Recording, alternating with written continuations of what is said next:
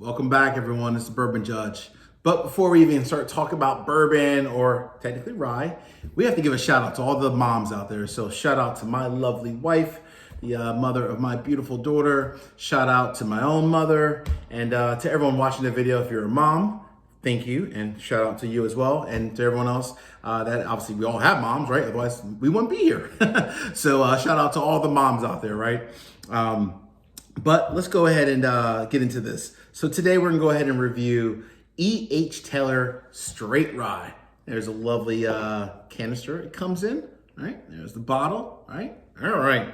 So if you recall, back on episode 4, I reviewed small batch, or the small batch version of EH Taylor, the bourbon, right? Gave a ton of information about EH Taylor. I won't go into too much today. Just obviously, of course, watch the video. You'll see the link up above. You can, check out the video.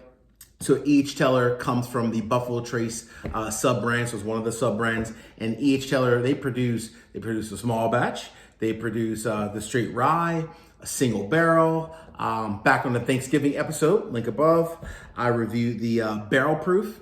And then each year they come out with like a special edition, right? So last year it was the Amaranth. That did not grace my presence, unfortunately. And this year they're coming out, it comes out actually next month, the 18-year marriage, right? So that's the 2020 version of their special limited edition.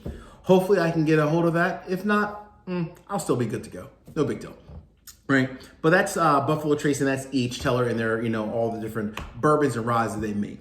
So, I reviewed 2 so far. So it's like, what? Let's see if this is really worth the hype, right? A lot of people love EH Taylor, and a lot of people love their rye, right? So what's special about this one? So a couple of things. Number one, like most of their other products, they're typically, except for the barrel proof, they're typically always bottled in bond. So bottle aged at least 4 years, 100 proof, in a government controlled warehouse, and all the bourbon or rye comes from that calendar year, right? So that's the whole bottled in bond aspect of it. Similar, obviously the label is very consistent. I like that about EH Taylor. Very consistent in the cans it comes in, as well as the bottle, right? The label is very consistent, right?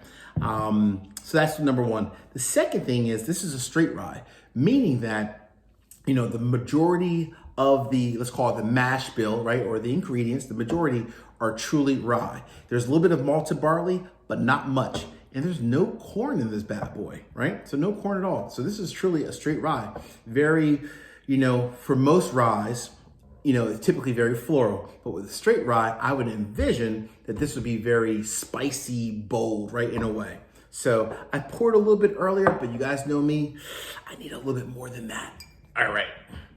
So I paid, I think it was either 70, that's hard to get off, 70 or 75 bucks. But I've seen it for a little bit more in other places as well, right?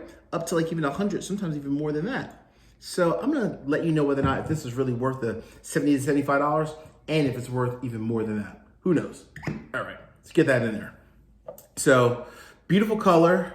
We know obviously bottled in bond, so it's aged again at least 4 years. But from what I've read, this is for the most part, most people think it's aged at least 8, if not 9 or 10 years, right? Which kind of makes sense because you get that beautiful dark brown. Very nice. I love that. All right, let's get into the nose. I like to come in from the side because for me, it opens up a little bit, I think. It's nice. So it's definitely spicy. Very peppery. Some cinnamon. Some oak. Not a ton of floral, not as much as you normally would. Well, most, ryes, again, have a little bit of corn there, but this one doesn't, so interesting. All right.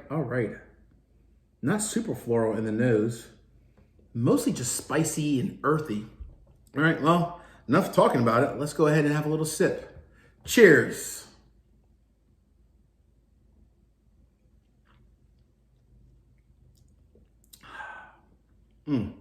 Okay. So a couple things. Number one, definitely spicy for sure. Got a little spice in there, but not like overly spicy, right? This is a really good balance. You also get some of that oak and cinnamon, right, from the nose. That does transfer to the palate. One thing that's very unique is, well, you know what, before I say that, let me just double check this.